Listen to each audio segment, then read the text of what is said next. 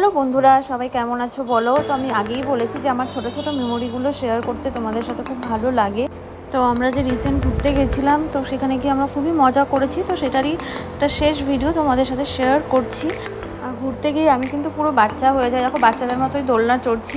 কারণ আমার মনে হয় যতদিন মনটা বাচ্চাদের মতো থাকবে ততদিনই আমরা ভালো থাকবো। তো ঘুরে ফিরে আমরা চলে গেছিলাম ওখান থেকে একটা মনেস্ট্রিতে।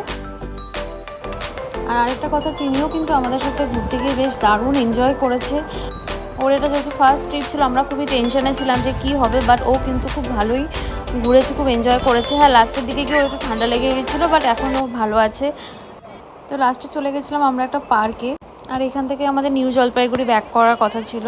তুই খেলছিস, তুই খেলনা দিয়ে খেলছিস? কি হয়েছে এখন? এখন কি হলো? এই তো খেলছিলি, কি হলো? কি হলো বাবা?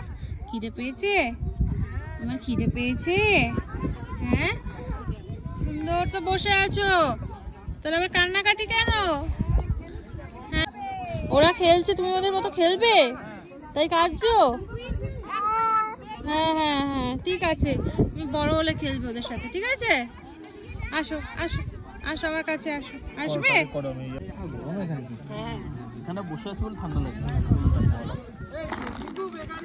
তো এইখানে দেখো চিনি আবার একটু কান্নাকাটি করছিল, তো ওকে ভোলাতে একটু পার্কটা ঘুরিয়ে দেখালাম পুরো।